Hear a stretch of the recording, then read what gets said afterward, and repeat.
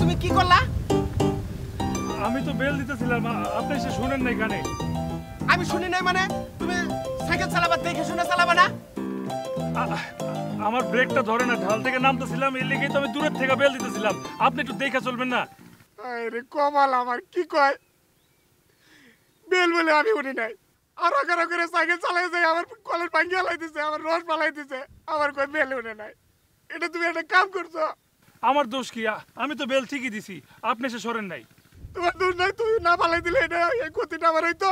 তুমি এই রসটা আমার বাঁচাইতে পালাই দিলেই তো আমার কলসিগুলা ভাঙিয়ে গেল, আমার সারাদিনের সব পুঁজি পাট্টা সব শেষ হয়ে গেল। আমি এই রস বিক্রি করে কইছি যে নতুন একটা শার্ট কিনবো, দেওয়া না নতুন একটা লুঙ্গি কিনছি, চিরা শার্ট পরছি। এই যে এই বেল শোনা যায় না?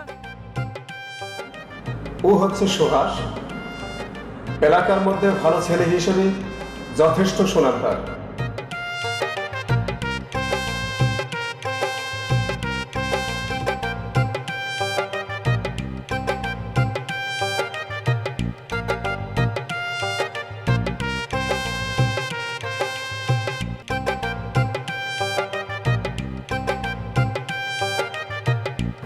আর ইনি আব্দুল সামাদ, সুকন্যার বাবা।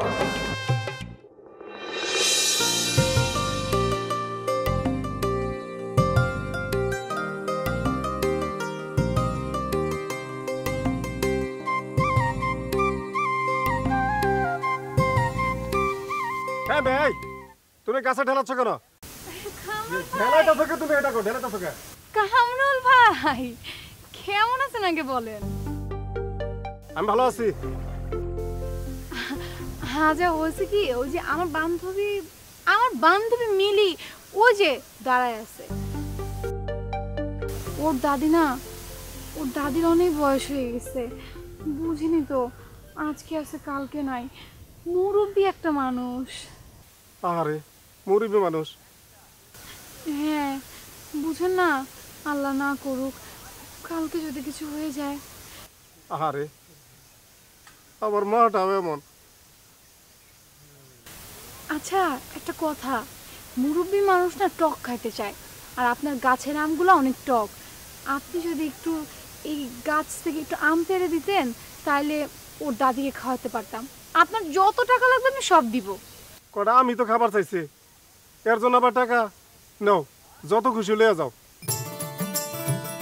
ঠিক আছে কামরুল ভাই। বাহ,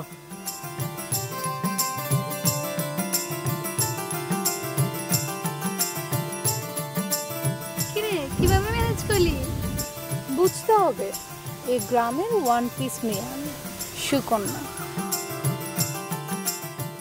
আরে হচ্ছে সুকন্যা, তার কথা আর বলতে হয়?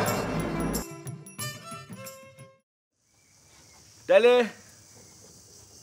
আমরা আলোচনায় একটা সিদ্ধান্ত নিতে পারি।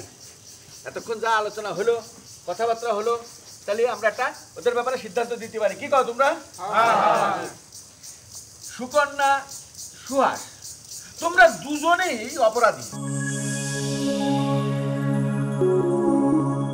আমাদের চোখে, কিন্তু এই যুগে সমাজে প্রেম প্রীতি ভালোবাসা এটা কোনো অপরাধ হিসেবে গণ্য নয়, সেই হিসেবে আবার তোমরা কোনো অপরাধী নও।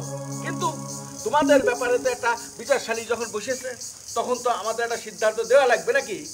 হ্যাঁ, আচ্ছা, সিদ্ধান্তটা তাহলে যদি এরকম হয় তাহলে কিরাম হয়? সুকন্যা আর সুহাস, তোমরা দুজনে ভালোবাসাবাসির কারণে একত্রে থাকতে চাও, মিলতে চাও, সবকিছু মিলে ঠিক আছে, তোমাদের দুজনের বিয়ে শাদী হবে, এটাই তো স্বাভাবিক নাকি? তোমরা এই সিদ্ধান্তটা পালি তো খুশি হও, কিন্তু না,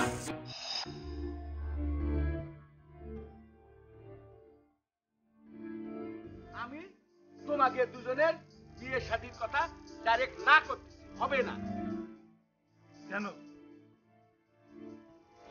তুই চুপ থাক, কথা বলিস না। কেন হবে না? কেন হবে না মানে? এই তোমার মেয়ে, তোমার ছেলে একটু সামলাও। এই তোর থামতে করছিস না, থাম। থামবো কেন? আমার ভালোবাসা আমি বুঝবো না?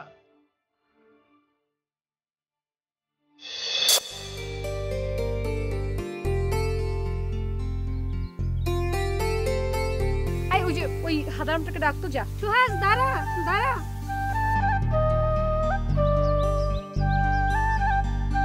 কি? আরে এটা তুই কি করলি?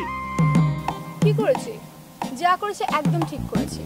100 বার ঠিক করেছি, 1000 বার ঠিক করেছি। কেন তোর মনে নেই কালকে যে যাওয়ার সময় সাইকেলটা আমার পায়ের উপর দিয়ে উঠিয়েছিলি? এটা হচ্ছে তার ফল। মিলি চল।